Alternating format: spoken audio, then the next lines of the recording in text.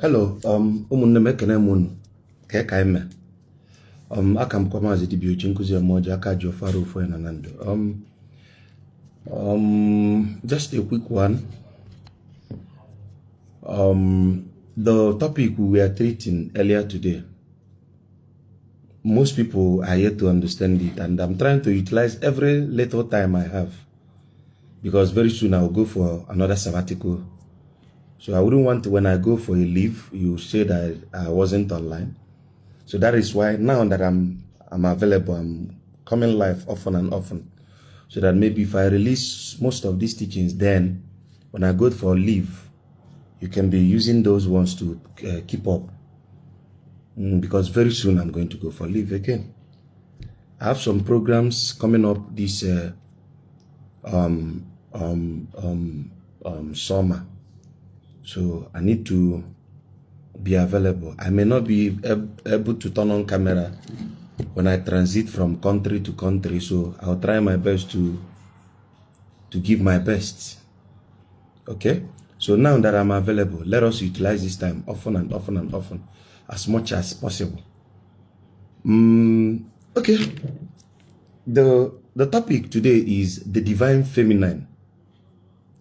The divine feminine, the divine feminine.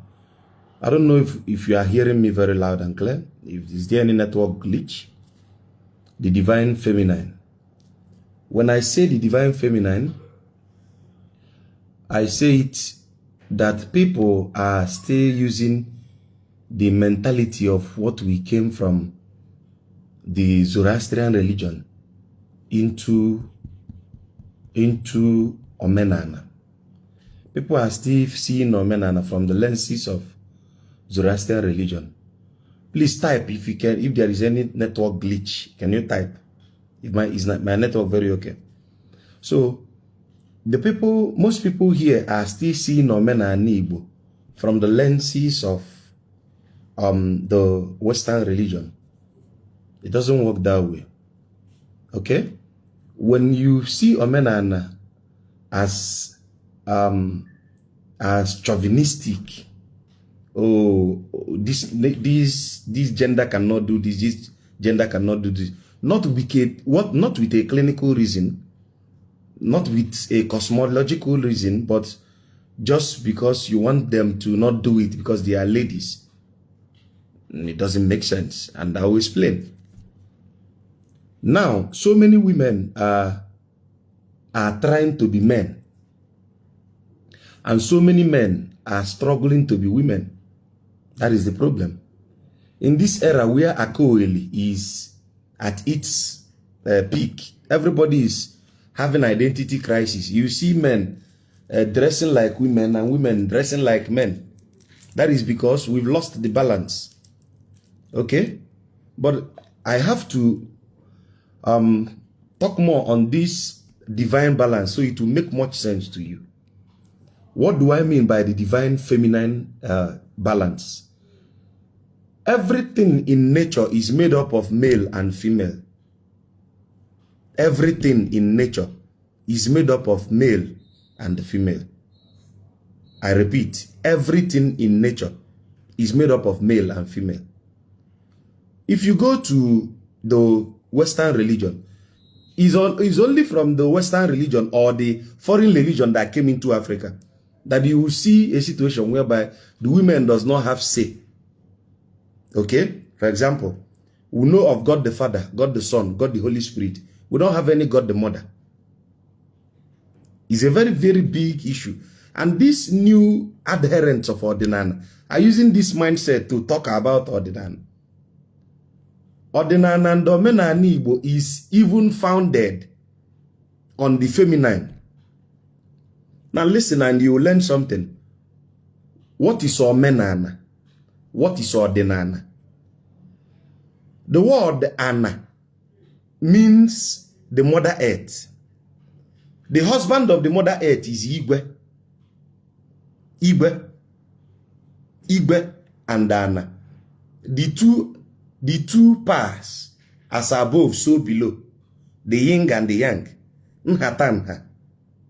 Okay? Igwe na Anna. as above, so below. So when you say that Anna is feminine, the mother earth, listen, the mother earth, why do we use a feminine identification for the mother earth, the earth? Is because if you when you put a corn inside the earth, after 3 days, it will decay, germinate and sprout new life. It will decay and sprout new life. That is to say, it is given out, and you might put 3 seed of corn, and it will give you a big branch of corn.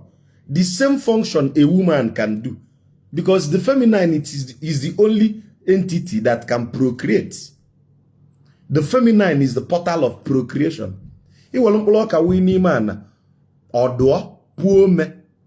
Blue walker. From 3 seed to bounties of corn.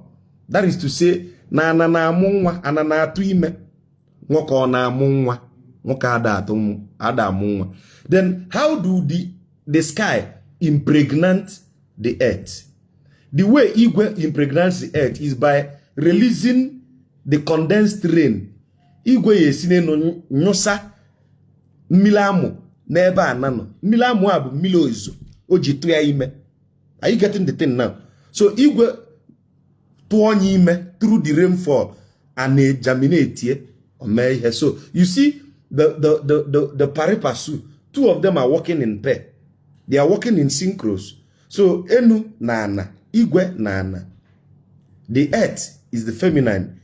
The sky is the masculine. Now, if you understand that the earth is the feminine, now if I say Omenaala, Omenaala, let us decipher this word using the etymology. Ome na. The na in this statement is Nadekanjiko. No, this is not Pastor Blaze. This is Mazidi Biojinkuzi Emoji. Pastor Blaze came service in the morning. Omenaala. Na dekanjiko. Omenaala. Omenaala. Now this na is now not dekanjiko. I think Keya Bozilinka Igbo. Na Omenaala. Okay? Mbakunye, yes, mbakunye. So ihe nke a na-alụ bụ ka o gosi na ihe a na-eme ihe a bụ ihe eji mee ka emeda na obi. Ime dana obi. Omenaala. Ihe a na-eme dana. The principles, the rituals, usoro eji eme ka ana wee dị ebube. Ichukwu ana. Onyanwa bụ omenaala. And if Anna is the feminine, which means the concept of the Igbo cosmology of Omenaala is built on the feminine. I'm saying this for you to erase this concept of chauvinism, masculine, masculine, masculine. I'm taking you somewhere you like, because I see many of our brothers. What triggered this is that what triggered this is when we say that when we say that what am I trying to say? What triggered this when I said that reincarnation, that a man can reincarnate as a woman. So many people picked offense. So why will I say that a man will reincarnate as a woman? It's impossible. It's impossible. It's never happened. And I said, no problem. Mazidibia you are seeing today, reincarnated from a woman. Her name is Idevienula. Now somebody said, how can I say that a man reincarnated into a woman reincarnated into a man? I said, because the soul is genderless. The soul is the essence. The body is the container. The soul is the essence. The body is the vehicle. The soul can use any vehicle, regardless of the gender. If you are very good with biology, you should know what we call prognolenon. Okay? When you have extra progesterone and testosterone, it is the prognolenon level that determines whether that is why if you take the what is it called? If you IVF, you begin to see, if you come in you begin to see doctor injecting extra testosterone in your body, so that the fetus will pick testosterone and form with the X chromosome. The Y chromosome, sorry. So these are the things I'm trying to explain to you. That Omenaana is built on the concept of balance. Okay na nwunye. Okay na nwunye. Okay na nwunye. Okay na nwunye. Not okay. Please, somebody saying Agbo does not require a dog. Don't say what you don't know. Agbo sometimes require a dog, depending on the Agbo. Now, it will force me to begin to make, but I think I've made this teaching. I call that teaching the anima. N-A-N-I-M-A, the anima. I've made that teaching about 5 years ago. The anima. That each animal has a symbolism in the spiritual setting. Anima. For example, when you are told to bring a he-goat, whenever you hear a he-goat, it means that something like ablution or restitution is at stake. Actually, actually ekpochapụ alụ. Imana ekwubo okwu mkpi. Achọrọ ịgba onwe ma ọ bụ ka akpụchapụ alụ ekwubo okwu mkpi. Okay? Achọrọ ịkwa ana ma to bring about balance. Ekwubo okwu unye ike nga ewu ekwubo okwu nke nwanyị. Do you get the point now? So ekwubo okwu maybe na ekwubi ife gbasalo ife ya afọ ife tela aka, the consciousness that sees beyond the ordinary, then we begin to talk of the dog. Okay, when we begin to talk about, because every animal will everything on the offer. When we talk of Osovo Osora, you see the dog barking at night because the dog has ability to detect some kind of infrared. The dog now in another dimension. Onya ka eji emi emedo agbo. Mana obara agbo niile na eli nkita. Well, I'm saying this for you to understand. Obara inora na enwere agbo. Ije gburu nkita gbukwesi ya. If you go tell obara. Then there are some arrow that needs nkita. Obara alo, this is sacrosanct. Then onwere anu na eli atolo. Do you understand? So then in terms of alert, to be alert. That's when we begin to talk of Wamba. Wamba is what you call pussycat. Wamba. So every of these animal, but I don't want to digress into that because that is a teaching for another day. But my point today is on the balance in Odinaani. The masculine and feminine. Tell me anything, and I will tell you the masculine and feminine. There is nothing in Odinaani that does not have duality. There is nothing in Odinaani that does not have duality. Nothing. Now, another point I want to raise for you is this. If you come into Odinaani, erase this mindset of God as a person. Like this, when we speak about God, we are talking of this. Odinaani, the religion of the white man made us to see God as no have God. That is not how it is in the Igbo worldview. In Igbo cosmology, God is not a definite article. No. God is not a definite article. God is more or less a composite of nature. If any nede no wa, Brian gosipụta ga atụmatụ okike. Do you understand what I'm saying? If any nede no wa, anyanwụ, ọnwa o, kpakpando, mmiri o, ọkụ o, aja o, ikuku o, nya chịkọtala aka ọnụ bulu akose. But the Christian concept of God is of the divine. That is not God. I'm not talking about God, but that is what you call it. The Christian concept of the divine is a single thing. No, if I abuchuku. And they made a mistake, and we've learned that mistake, that striving to make God a he. I told you it came from the Zoroastrian Empire. The Zoroastrian Empire is, they hate, the Zoroastrian Empire happened during Ogazi. Thereby, it is men of war. So everybody is seeking validation from the masculine. That is why their attributes of the divine is always men. That is not how it is in Odinaani. In Odinaani Igbo, the divine is a duality of the masculine and the feminine. The divine is a duality of the masculine and the feminine and the masculine. Why? Because if I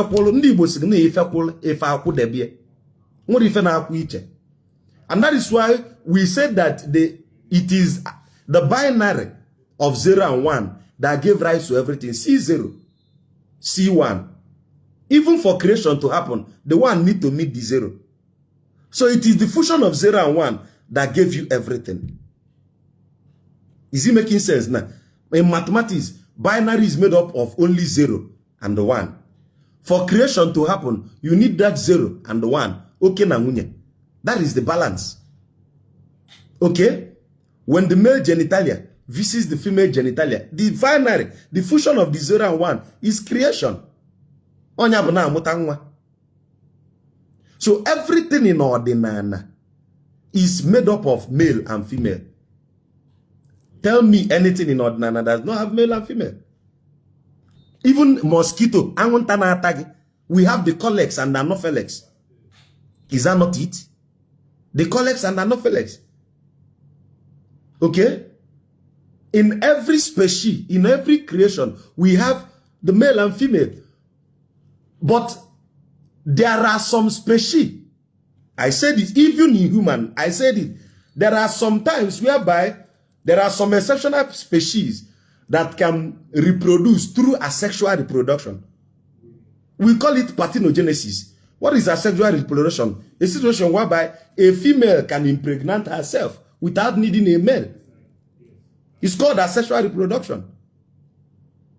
When we go to Kemet, we saw it written in Kemet, carved into stone about 5,000 years ago, how it happened. So anybody that is attributing the creator to be male, na chukwu bu nwoke owowo anya ikwe na akuma amaba ngenti chukwu abro nwoke. In fact, if you must say itself, it's better, it is pardonable to say na chukwu bu nwanyị than to say that chukwu bu nwoke.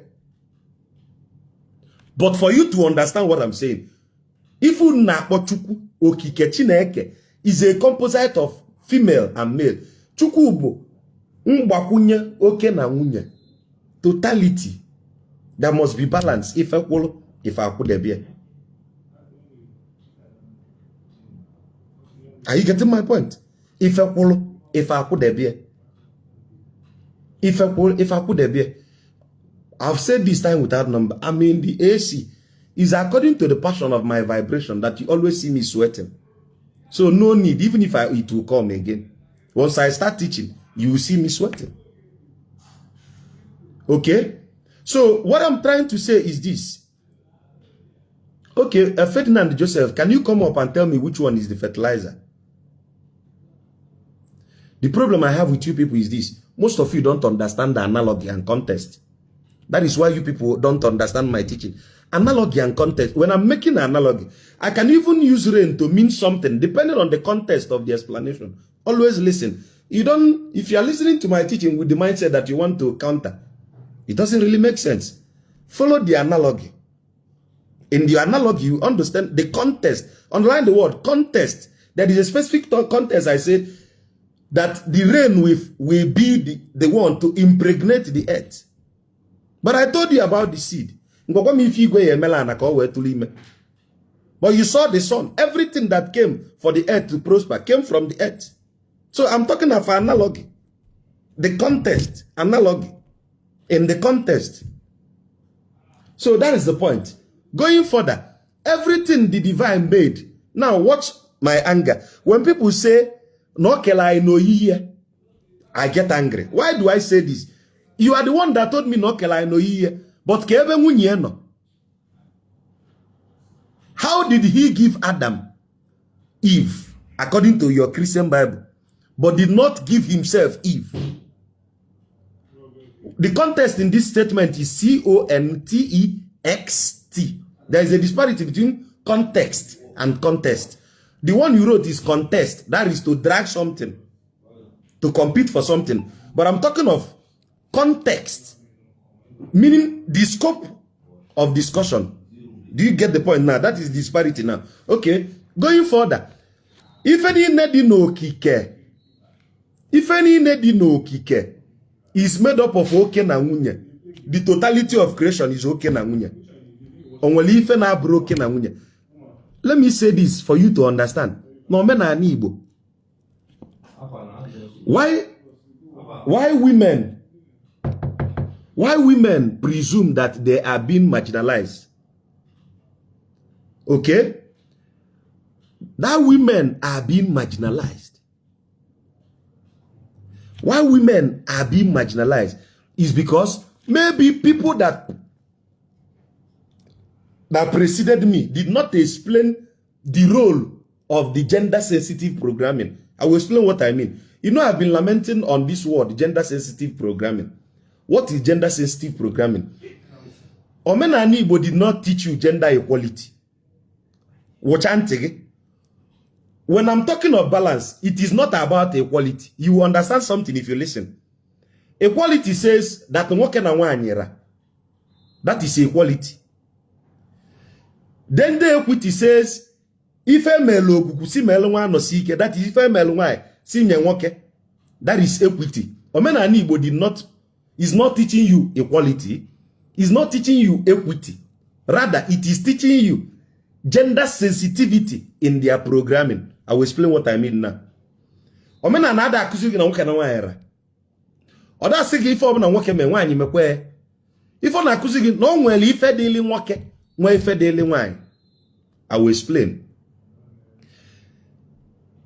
If there is a need for us to welonike butu onukwu oji.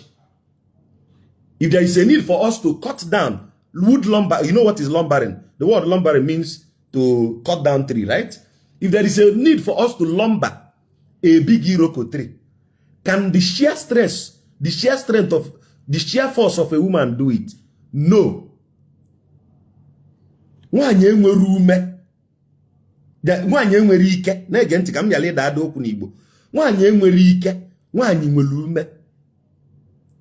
A woman is not that powerful, but a woman is strengthened. There is a disparity between power and the strength. I think I've been explaining it here since. Years back.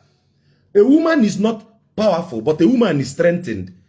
But each one will advantage, will disadvantage. Power can do a heavy job over a little time frame. Power is transient. That is what we say in electricity, in physics. We say power is transient. Power. Ike, yebrite mabunye oji. Buri etuonana. Mana obele oge ike agwe. Mana ume ye eji nwayo na atutu nku oji. Nke onye nwere ike wata. Mana o ye emegide echijie. I'm using intercourse for example for you to get it clearer now.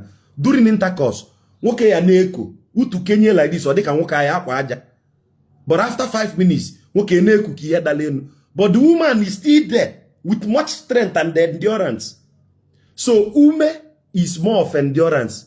Ike is what more of okonobi. That is the disparity between power and the strength. So gender sensitive programming says, give to the feminine that which requires endurance. Give to the masculine that which requires power. And when power and strength mix together, longevity is the name. Mgbe ike na ume jekọtara ọnụ, ọ bụ naanị an Igbo, ike na ume. Ike na ume. Ike na ume. Onwenugo nwaanyị nụrụ a na-etu dike na an Igbo. Even ndị Igbo understand the lexis. Onwere nwaanyị nụrụ a na-etu dike. Because dike is a function of power. Nwoke nwere ike inwe ume, wankụ wasi ofu ọjị da, bụọ mkpọrọgwụ ọjị da. O nwere ike. Mana endurance, that which require strength for a longer period of time, na adịkarị n'aka nwaanyị. Nwaanyị ebu ime 9 months. onedi, onedi, onedi, ntachigidobi, ntachigidobi. That is strength. But when we talk of power, power can lift something heavy. After a few seconds or few minutes, that is power. So gender sensitive programming. Gender sensitive programming Odinaani na akuzila, and that is the balance again. Not gender equity. Now see this thing now. Some things that restriction no Omenaani is because of the understanding of the feminine entity and the masculine entity. For example, if a melu na nwaanyị ada amoji na Igbo, kwema ife bụ oji. Kedu ime na nwaanyị ada amoji? You see that iron rod that the dibia hold in their hand, the scepter that the dibia hold in their hand. You don't see a female dibia using oji. Do you know why? The earth, the mother earth, Anna Bonwani. So it takes a man to stamp a woman. You understand what I mean by stamp? I don't need to. Oh, okay, actually, when a woman begins to maoji, it's just like what we call today as lesbianism. That is why now are you getting the point now? Because over I call this thing, people are now what as maybe why now we are explaining the divine feminine versus the divine masculine, their gender sensitive programming. If I make GOG, but na gini me, oh nwoke nwelo ndodo, nwoke nwelo oji pụta ụwa. Oji iji pụta ụwa bụ ọkpa gị nke ịtọ, your third leg is your oji. I'm going to say something. Yes, learn this one today. Now, in the ancient time, the greatest, listen to this, the greatest level of abstinence a man can attain on earth is Isautuana. Have you heard of Isautuana? The greatest level of abstinence a man can ever attain on earth is Isautuana. Isautuana. What I mean by Isautuana, during the ritual of Isautuana, I'm being sensitive because in the ritual of Isautuana, the ritual, a man will bring out his male genitalia. As if to say he's having sex with the mother earth. That means if a man saw Tuana, for life he will never have sex with a woman. Makalonye solu Tuana, alago chuku. Onye solu Tuana, alago ne chuku. That is the concept of Omenaani Igbo. Onye solu Tuana, alana ne chuku. E alacha ne chuku welu tu alakwa mmadu. Ada eme. Onye lalu chuku ada ala mmadu. What I go the thing now. So the concept of Esau to an asigi, who was Sigulubasigi, name na my grandfather mecha saw to an asigi no mecha saw to an meaning Mbosa also lu to an. Umuri ife meketezi no work Odinaani anyozo also good to an. All I go nechuku. I'm saying in nechuku, people are wondering why am I saying nechuku? Nechuku is a concept of the divine feminine. The nechuku, the divine feminine. Are you getting the point now? Are you getting the point? So when I say that if any nedin or Omenaani is masculine and feminine, now can if a man and one cannot do him ada because I've had this one, people are conflicting. If a man and one na do him ada is because oji ndi bosigi onye wetelo oji wetelondo. He who brings cola brings life. Right? No, because a man will ikenga that will take blames for him.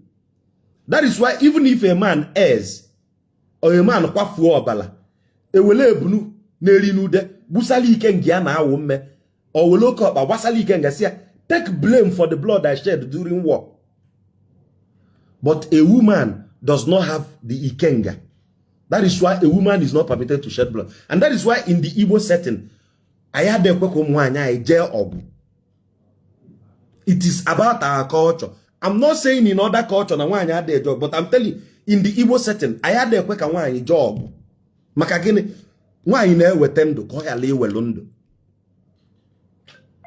so you see that the Igbo culture was busy preserving the women as fragile. Not as weakling. Underline the disparity. As fragile, not as weakling. Not because they are weak, but because of the potency of who they are. We don't want onye imaro n'ugwu nwanyi bụ n'ugwu nwanyi na is ebube nwanyi bụ ugwu die.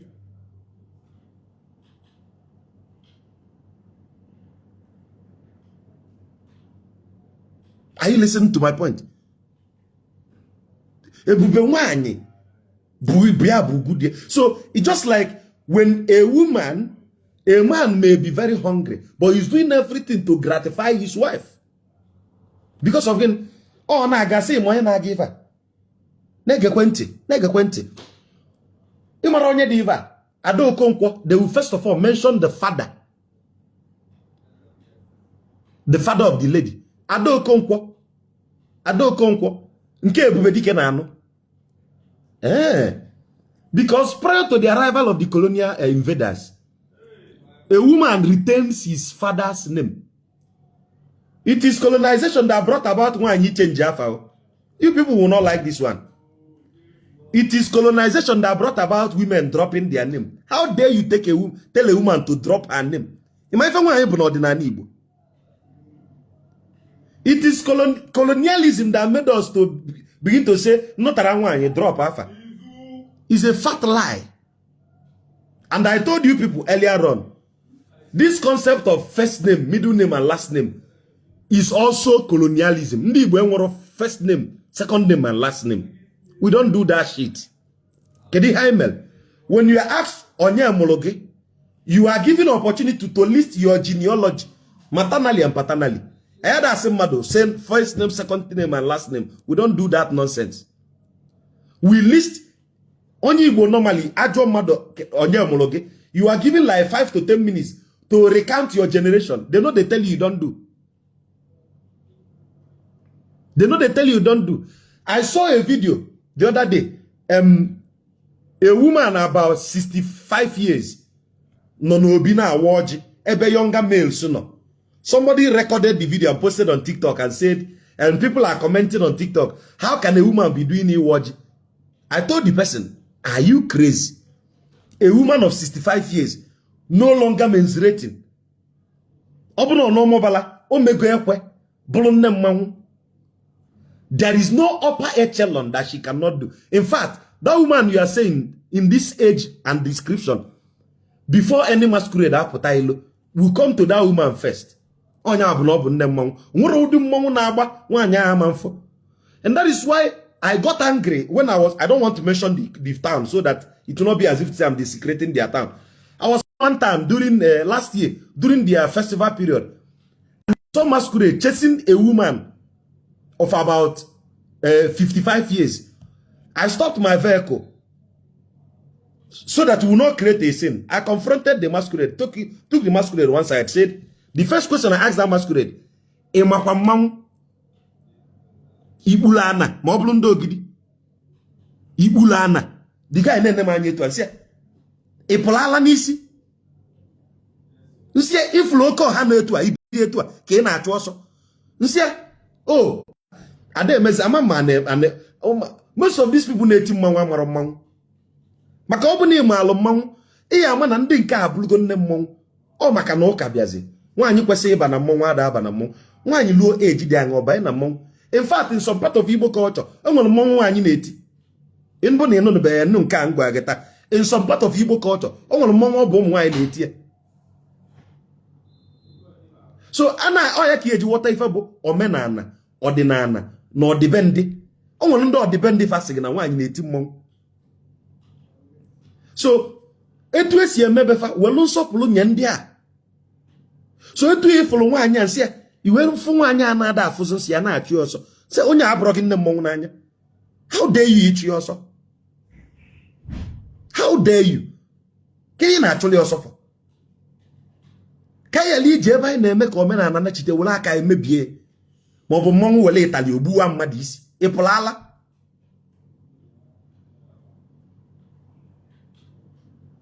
The job now is to strive to preserve what is left for us. Refurbish it in a war.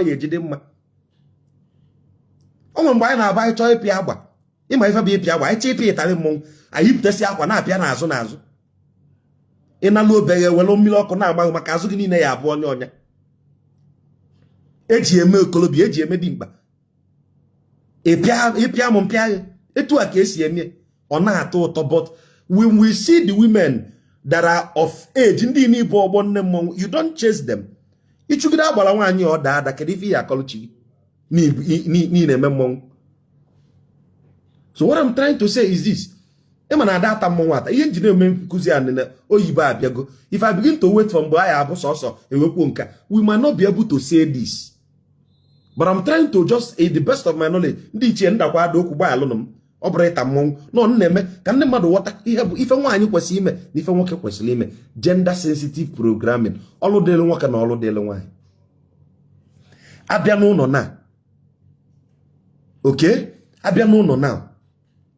abịa n'ụlọ na o dolu gị anya na asị na ọsị wata nkụ a ya ejisi nri, onye ka ọ dịrị ịwa nkụ? Nwoke nwere ume ya eji were onye ike walie nkụ agụ. Nwoke wacha anụ nkụ oligogo enu gbute akwụ, nwoke ya liche enu gbute akwụ pịwakwa akwụ apị. Ifere ya kịta, that does not mean na nwoke pịa akwụ na-alụ. But the point is, ebe ọ bụ na omego nke ahịa nwere ume, gender sensitive programming, nwaanyị werezie na akwụ piano gbaa akwụ. Ịghọta? That is gender sensitive programming.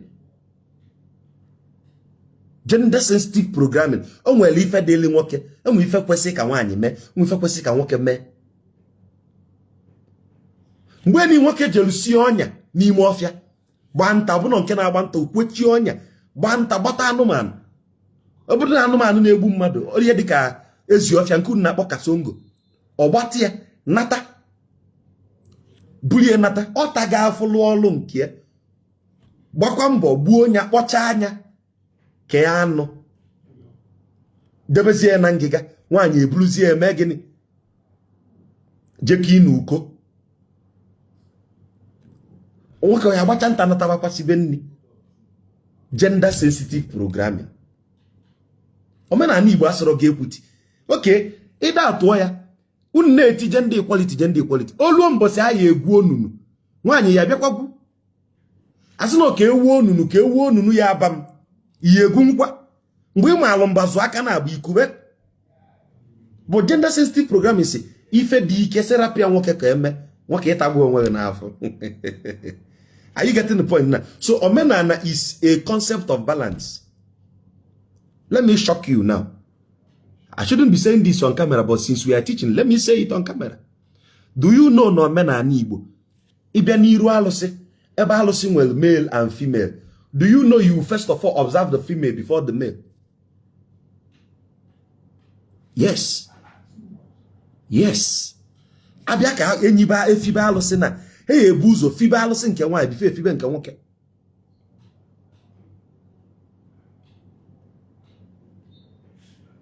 Okay? So, ifere onye elili onye Igbo na-aza ibekwere onye Gad Juda. Jugodu m ebe nna ya si bụrụ Gad na Juda. So, ka m nyale iji time mejikọ ya dị mkpa saba ndị eburu isi batrị fasa. Ajụ na ajụ gị sị gị etu ị nọ kịta. Kedu ife dị n'ọdịnala na nwere oke na nwunye? Kedu ife dị n'ọdịnala na-enwere oke na nwunye? Somebody say I had that of ụtụtụ is not Omenaala Igbo. Says who? So ịpụta ụtụ godo chi gị si ana ike n'ogokwu ya na chi efogokwa.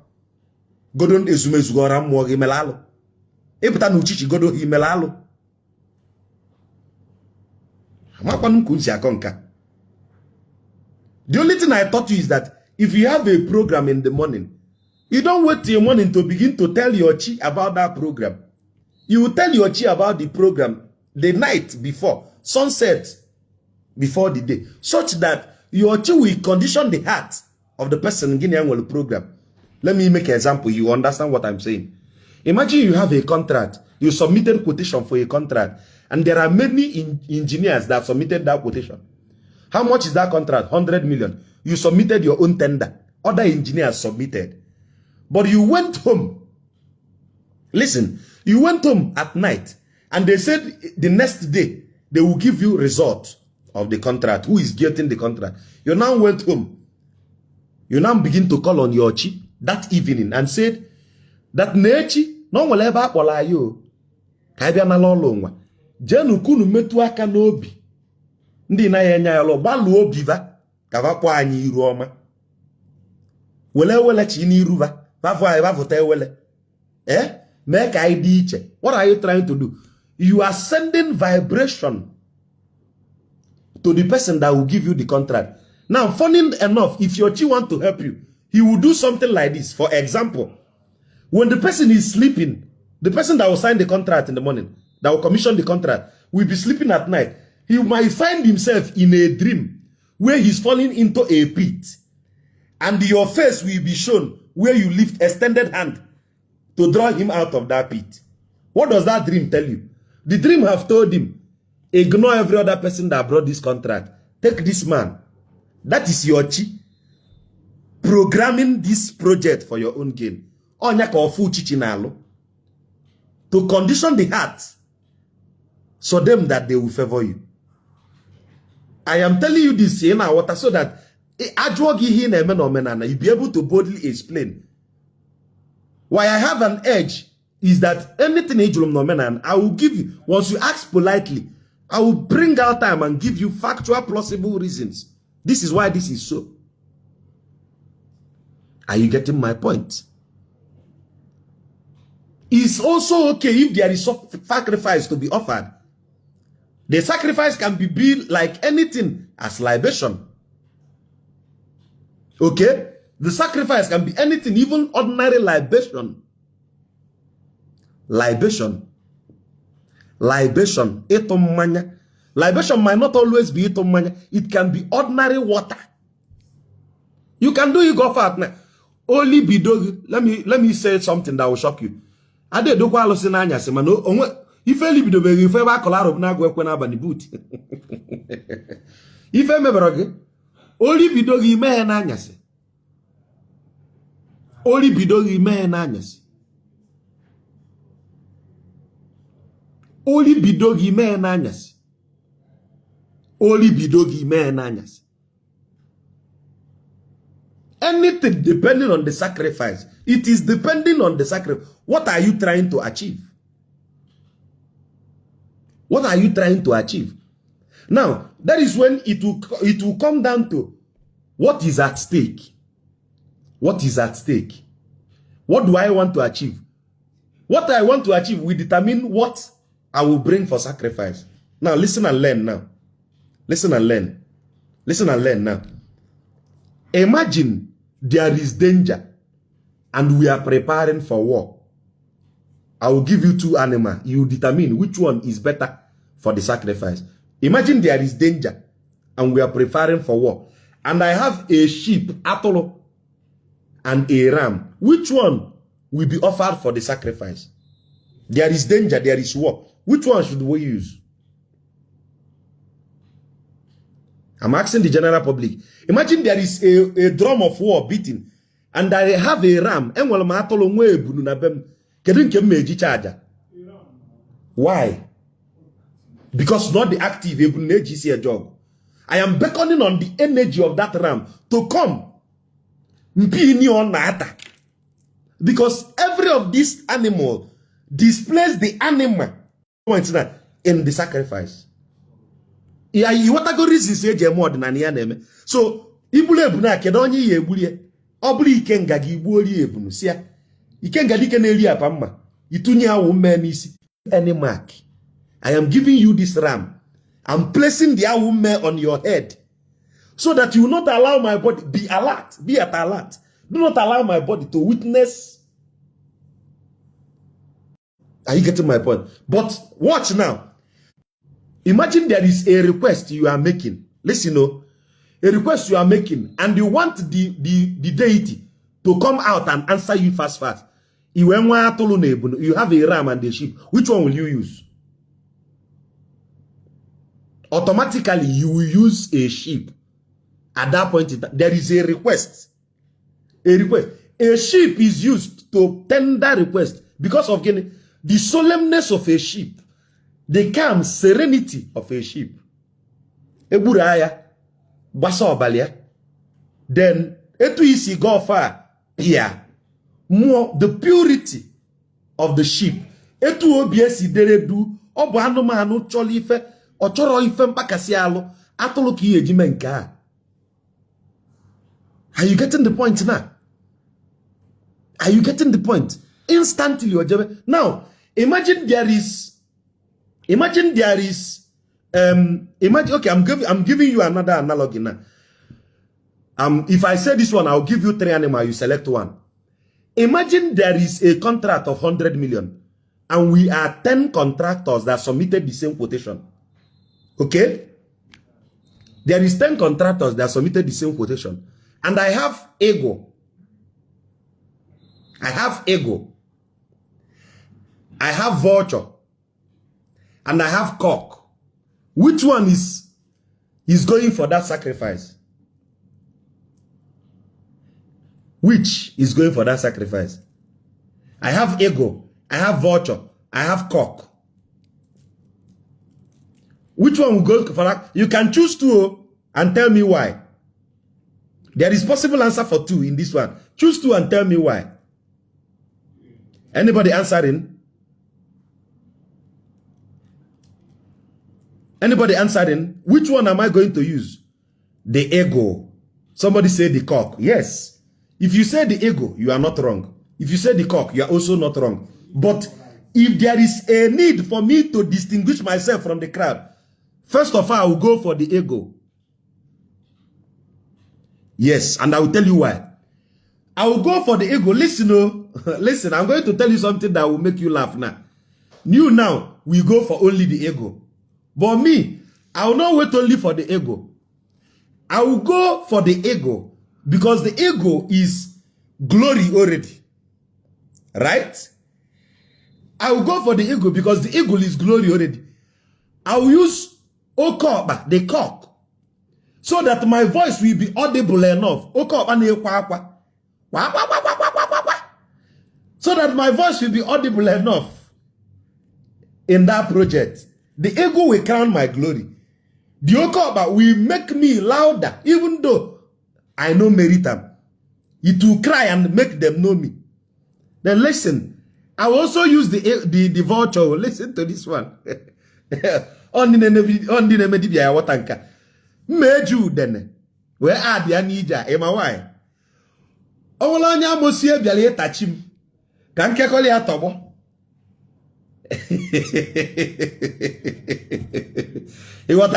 So, Nkakita goes his name as Yaluana. Olanya Mosia Bialia when Nkeme Jeja Toliatubo. Whom may teach a Hanata for different reasons. This is how about the concept of ina and one agog is understanding the characteristics animal and their implication. Animal has a mangurin. But for the concept of teaching, I know Odinaani, people will begin to think, oh, the other day I had the governor of Anambra State, Governor Soludo, but you don't even understand what is Igbo. Because if I explain Igbo, the day I made teaching about Igbo, every human being born Igbo na Agbo. The thing now is kedu dog we na Agbo. Iwata. Kedu dog we na Agbo. The word Agbo means to mix. Are you getting my point? So Odinaani.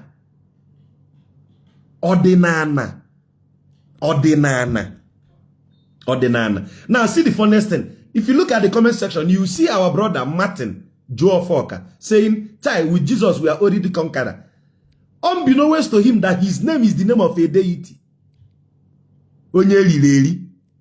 Your name is Martin and you are saying with Jesus. Do you know the word deity, the Martin Ebosi? The word Martin is from the group of the deity mass, the constellation mass. Manina Aziaketa onato gato. Ndi Igbo. So what am I trying to say? Understand the Odinaani. Everything is balanced. Male and female. Male and female. Male and female. That is the fusion of balance. The day you understand the balance in Odinaani, that is the day you have peace. If you understand balance in Odinaani, that is when you will have peace. Balance. The male is not fighting the female. The female is not fighting the male. Both of them are working in pari passu. They are working together. Both of them are working together. Nobody is antagonizing nobody. But if you are coming to Odinaani with the mindset of religion, Chukwu bu nwoke, Jehovah bu nwoke, Jehovah bu nwoke, or they gwara Jehovah bu nwoke. Are you getting my point? Creation cannot be complete without the feminine. Creation cannot be complete without the feminine.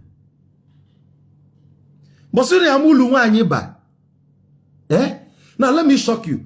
Why are they saying we should not go and see the nakedness of a woman during her menstrual period? Because during menstruation, a woman is elevated to a higher consciousness. During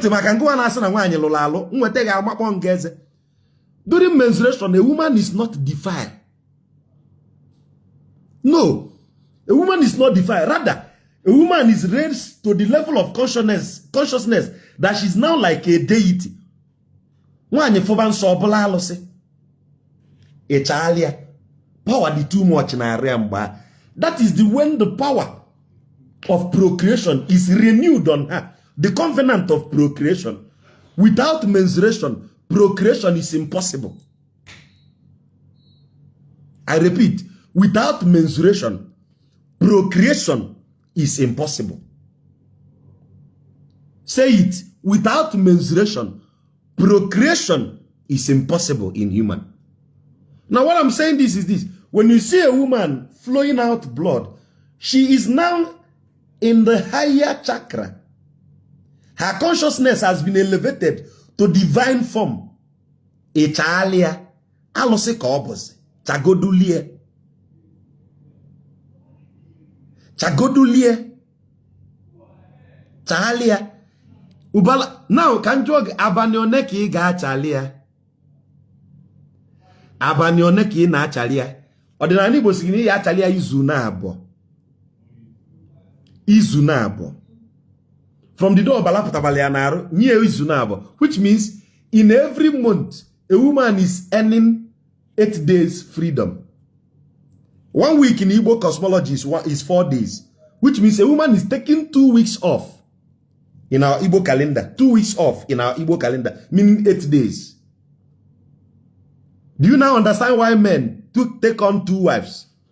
So that if she's on her sabbatical for 2 weeks, the subordinate wife will help. When a woman is in her menstrual flow, she is not dirty. She is in a higher hierarchy. Obago na mo onozi na nukute onozi ka alose Italia, because when she is menstruating, she is representing the feminine energy of the moon. The moon, the feminine of the moon. How many days does it take the moon to revolve? It takes the moon 28 days. How many days does it take a woman to revolve a cycle? 28 days. So mgbe nwaanyị na-afụ nsọ ọ bụrụgo ọnwa oke alụsị ịchaalịa nwunye na ọ bụrụ oke nọ nnukwu alụsị oke is masculine ọ bụrụgo nnukwu alụsị ịchaalịa sọọlịa 2 weeks bụ eride butu chaalịa 2 weeks ka m si eme na bem. Any of my wife, if they are menstruating, they go to their own quarter. Their room, I will not knock. You don't lay on the same bed with me. Not because you are filthy, but because you are in a higher vibration. Are you getting the point now? You are in a higher vibration, not because you are dirty. You are in a higher vibration. So the males need to abstain from you and give you 8 days to exhibit your godlike nature. If I need you abstain. She don't cook for you. Yes. If you are a man and you are still eating from the pot of a menstrual woman, you are getting it wrong. Her frequency is too high that she can alter your vibration and short your lifespan. Charlie, just 8 days. Allow your wife to rest. In every 28 days, a woman rests for 8 days. Oh my, open water air. Omenaani Igbo afuka unu n'anya o. Omenaani Igbo afuka unu n'anya. 8 days nwanne m n'olu Jezubi ike. Jezubi ike. 8 days, because you are the potter through which the ancestors comes back. Why do a man get married? One of the reasons a man get married is to what? To photocopy his essence. To photocopy his essence. The more money I make, the more wives I marry. I dey talk am since. Ego mu batekwa ego echi anotakwa omofu. Ego m gbagotekwa nnotakwa nwaanyị ọzọ. Ego m luo na m ebunwu 10. Nwoke dị be m na akwọ. Ifuna amada akanka. If you go to YouTube, listen to the masterclass I made on polygamy, you will learn so many things. Ego m na agbayite anụmanụ nwaanyị. Yes. Ego m gbagotekwu anụta nwaanyị ọzọ. Emelamalu. Now, the truth is this. So many listen, I'm going to say this one on camera. So many men knows not every man is wired for polygamy. I'm being honest. Not every man is wired for polygamy. In fact, many of them cannot even meet up with one. And when they go, ndi 2 minutes man, una dafu mudo oku ofu nwanyị, let alone efu oku nwanyị na abụ. Mana onwe ndị bụ papinko tabalaya. Francis Oji igoba ofu ụtụtụ deli mere alụọ ezigbo ife ka ọ bụ. Papinko tabalaya. Okay? So if you can afford it, it's a function of can you afford it? Ejiro kwa ọnụ etinye azụ n'ofe. Ije igo moto na 2 moto ka ihe ego. If you go to buy moto na 2 moto you go buy. Ije igo akpa, ihe ego akpa na abụ. Ije igo obi akwa, ihe ego obi akwa na abụ. Ọ bụ na maka ndị Jay-Z na-ekpu Bond Street, ihe ego Bond Street na abụ. Ihe chekide ego na ihe alọta, mami na-elijigodo afọ wee nyechado onwe gị ndị wee chaba nwaanyị na abụ ya anọ. Now, as a dibia, why 2 wives is always essential for a dibia is this. There are some ritual purification we uphold.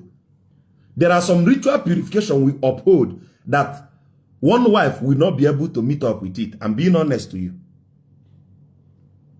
There are some ritual purification we uphold that one wife may never be able to meet up. Another thing is this. Another thing is this. Another thing is this. Take this point. It is not only money. It is not about the financial wherewithal that makes a man qualified for polygamy. You need to be very, very smart, intellectually matured, okay, to be able to handle 2 women. Why not bad rumfe? For example, now, and in this 21st century, you need G for you to be able to handle 2 women. Because in Odinaani, for you to marry 2 wives, both of them must be on oath. Are you getting my point? Both of them must be on oath.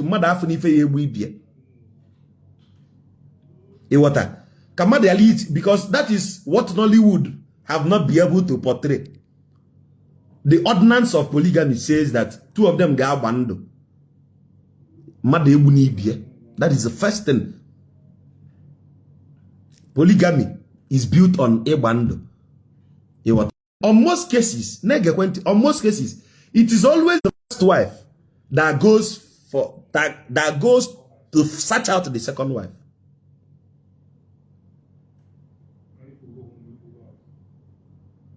Are you getting my point? Now, as a man, yes, you are making a point. You're making a point. As a man, the way you are now, as a man, as a man, as a man, as a man, you would be careful. As a man. So, when a woman is menstruating, meeting her will even cost you millions from a gig. So it's a good also because her level of vibration will spoil everything. Are you getting my point? So you see how Omenaani elevates our women. Now, I'm giving you certain things as reason men are there. Why is a woman not permitted to climb the palm wine in Omenaani? Because of in Omenaani, the palm wine is a feminine. Do you know? Do you know? If you know, indicate. You already know before now that the palm wine is feminine. Indicate. If you know, you will tell me why you said it is feminine. Is feminine. Why is a palm wine feminine? Now I will explain. Study the palm wine. Everything in the body of a palm wine replicates, reproduces, recycles. From head to toe. When I mean ukwu. Everything in ukwu is feminine. I will explain. Everything in the body of aku is not waste. Onwe ife dị na aku na n'iyi. O duka mgbe ko igu. Ihe eji na igu maiza. Right? Ihe eji igu ba ute. Ihe eji igu ko bambam. Nya buo atanya. Ihe eji igu me. Now, neze the funniest thing. Nampola aku, manu de nampola aku. Hekpola aku, azumpola aku ejia, ichela aku ejia aluzo. Then, mpola aki na onwe, udaki di n'ime. Yes, udaki, so ni hendibo jimelo contraceptive. Yes, udaki na manu ogiri, bu contraceptive ndibo. Iche na ndibo amari bu contraceptive. O udaki na manu ogiri ka ndibo juwese no choose itu ime. Then ozo ndi bo na-emebe itu yari mmadu afọ na ejewela aka ndị midwife mgbegbo ndị agadi nwanyị 100 years a ewela aka abayali agha afọ kpodoghị akpa afọ gị si na nwa abadebe ndị gboo maara ihe niile emechu na asị na ndị gboo na ani nne na-ekwu ihe ọ dị m ka nwa wapụ ya anya. Everything in the body of the palm wine is relevant. It produces life.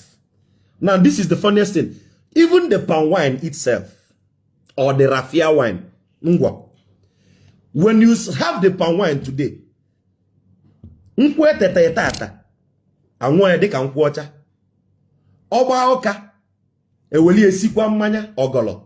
true or false? True or false? Which means everything in the palm wine is relevant. That is why the Igbo people uses the palm wine for libation and the oath taken during marriage. Negente, Ebanko. The full word, Ebando nenunko. Ebanko, Kabanyanko, wele bando nenunko. I told you homonyms are homophone. Word that sound alike means the same thing. Ebanko, Kaibanyanko, wele bando nenunko. Now imagine what the palm wine does. Even when the marriage is getting old, for the fact that the palm wine is always recycling itself with value, the marriage will find reasons to stay relevant. 20 years, 30 years. Gen Z came out and said that the palm wine is not necessary for Ebanko. They began to use Hennessy, because Hennessy, after 1 day, 2 days, Hennessy abaoka. Your marriage after 2 months abaoka. Marriage yakobo onanya. But when the unko is used as the ordinance of the libation, it refreshes, recycles itself. Relevance upon relevance. 10 years, 20 years, 30 years, 40 years, 50 years. Do you understand how sensible our ancestors are? A people who sat down and observed nature and applied their knowledge of their observation into their daily lives. Our sages are the smartest. The African ancestors observed nature, followed nature principle by principle. I will explain why nature is very funny. You see, nature teaches us something. You see, when you go to the jungle or the savannah, you notice that you will see like the bull running from maybe a leopard. Ago na acho yedeka ato we ma ato buffalo na acho ya ko ogbuo. You are there watching, you are pitying for the bull, not knowing that it is nature and its cycle. Why?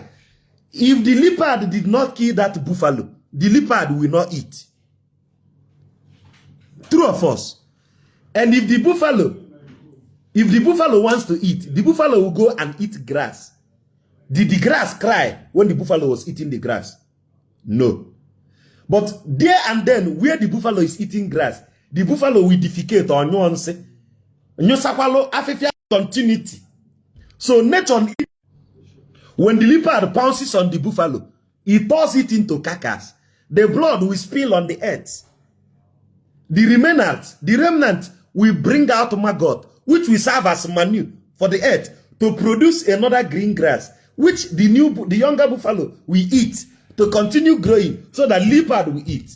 Nature is feeding itself. We don't pity nature, and that's why we don't interfere. You get my point now? We don't pity nature, that's why we don't interfere. They are living in their own cycle. Nature teaches us to watch and learn. Nature teaches us to watch and learn. Are you learning something? Are you learning something? Are you learning something? Are you learning something? So everything in Odinaani is duality. Cosmic duality. Cosmic duality. Francis Oje for the 10th time. Yes, or the ma. Cosmic duality. Cosmic duality. Cosmic duality. Everything is okay na nwunye. That is why we must not use the sense of foreign religion to discuss our Omenaala. A woman is needed in Odinaani. The same way a man is needed in Odinaani. Everybody have their own role to play. Imagine now that there is a wrestling match going on. As they are doing that wrestling match, the male will be playing the drum. The resonance of the tympanic membrane as they are hitting the drum. The ladies will be giving us sweet melodies from their voice. The male counterpart will be reverberating some bass and baritone. And the morale of the warriors who are in the square, in the circle fighting, will be elevated. Nature teaches us balance. Now, that is why, listen, that is why when the Igbo people wants to wrestle, the Mba is a very good teaching on its own. Listen to this. Wrestling is a class on its own. Wrestling is a class on its own. Because everything that happens during wrestling is esoteric. Mba. Ana agba mgba na Igbo. Ndị Igbo na-agba mgba. Ndị isi ojii na-agba mgba. Watch what happens. But let me focus on the Igbo wrestling per se. The Igbo wrestling is a ritual on its own. Listen. Do you know why we don't build a ring just like the West do? Do you know why we don't set a ring, a square ring during wrestling? Because of Guinea. The judge is the Mother Earth. Now, ana agbamba na agbamba bụ ana. Ihe dị iche na aja ana na ana. Onye na-ekpe ikpe bụ ana. Abụta aka okirikiri. They will draw a circle. Ekposa aja. Ebido mgba. During na ịgba mgba, a na-agba mgba, chi mmadụ na-abụ ka a na-anwale gekwentị. A na-agba mgba, chi mmadụ na-abụ ka a na-anwale. That is why the Igbo wrestling does not involve any physical forbidden. Gwe ịkụ nwanne gị ọkpọ. Chi m bịalụ gbakọta ọnụ. Mgbe chi gị na chi m bịalụ gbakọta ọnụ, anyị kwe n'aka mgba. Anyị bido mgba. If I the network is bad, I think we will close. The network is glitching too much. So I think this is where we round it off. Respectfully. This is where we round it off because I'm trying to excise a point, but the network is giving me issues. So, can I take one or two questions? Two persons can just type question, a male and a female. Type question, I'll answer the question and we'll call it a night. Please. Just two questions and we close.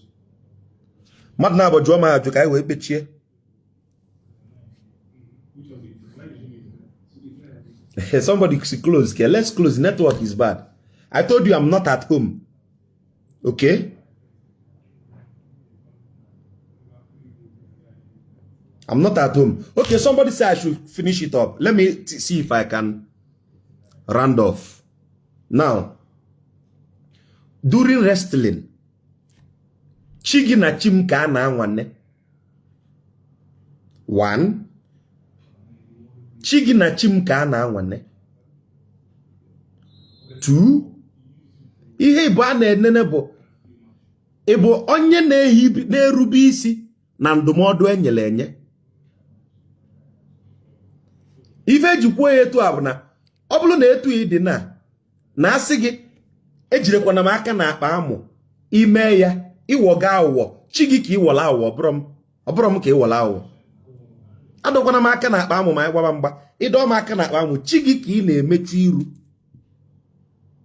maka gịnị onye ya ekpe anyị ikpe bụ ana anyị gbagide mgbe iburu m tụọ na ana azụ m metụrụ aja enidro mgba ya azụ m egosigo na mụ na-atụ asị nna asị na ọtụrụ m na ọtụrụ m ana tụgharịa azụ gị egosi gị aja na azụ gị elu gị ana. Now mgbe atụrụ gị na ana ọ bụrụ na ị bụrụ nwoke ife ọ na-akụziri gị bụ na nwoke na-ada binyikwa.